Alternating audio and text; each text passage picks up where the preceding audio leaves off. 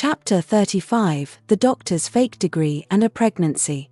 In the year 1997, I finally graduated from university with a degree in Latin. The doctor took me out for a drink and asked to see the degree certificate, which I handed over to him in the Wrens. I won't be a minute, and off he went with the degree in hand. 5 minutes later he returned with the degree certificate and another in his other hand, which looked remarkably similar. "It took you 4 years to get your degree, Karl, and 5 minutes for me, and a fiver to Fred at the printing shop to get mine." And indeed, you couldn't tell the difference. Fred had substituted Latin for English, and what employer would ever question the doctor's impeccable control and expression of English anyway? Over the summertime of that year work was good, and I managed to maintain a reasonable income building properties with John, which didn't mean I was rich, but I wasn't poor either, as I'd been much whilst at university. However, by midsummer, work had fallen off, and there were only scratchings of it, and that was not good. "Why don't you apply for some jobs?" demanded Anna, "as you've got a degree now, and yet you choose still to work with John and have no money?" Anna was right, and I was never going to get rich with John, and I just had a letter through the post inquiring whether I wanted to do a PGCE or postgraduate certificate in education. I didn't want to, but they were desperate for teachers back then, and you got a grant and financial assistance if you undertook it. I thought, why not, and I can always jack it in if something else comes along.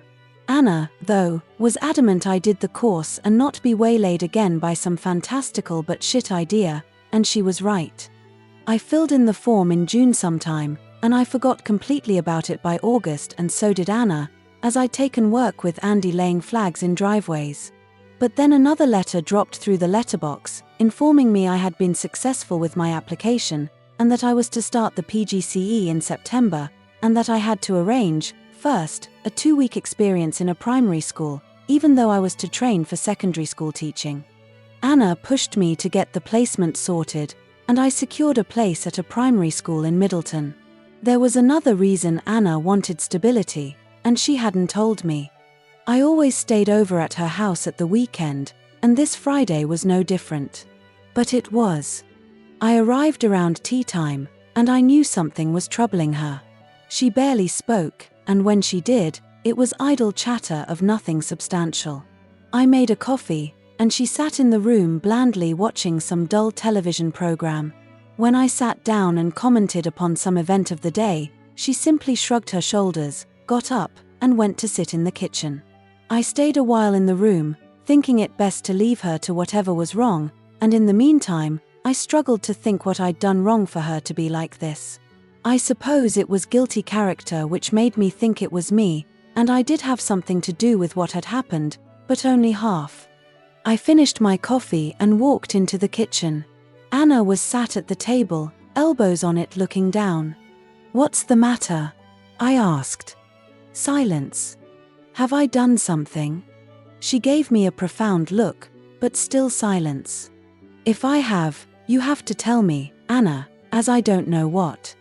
Anna moved in the chair, and I knew then she was going to speak, but didn't, and she needed more encouragement. "Come on then. Tell me what it is." "I'm pregnant." 2 little words, that's all they were. No more, nor less. And how many times since we souls began to speak have those 2 little words been uttered, but what power of life they contain. I didn't know what to say, and I stood there a little dumb for a moment, but my mind was racing through every stream of thought, and it was great. It was a superb feeling, and I must admit to my eyes welling up with tears, and when I looked down in those few seconds there was a woman, Anna, head in hands looking down, and thinking I would have been distraught. I pulled her up and out of that nightmare of hers. Within seconds, she was convinced, and happiness lit up her face, and we ran round to the local off-license for some cheap Prosecco, as we were still skint, but incredibly happy.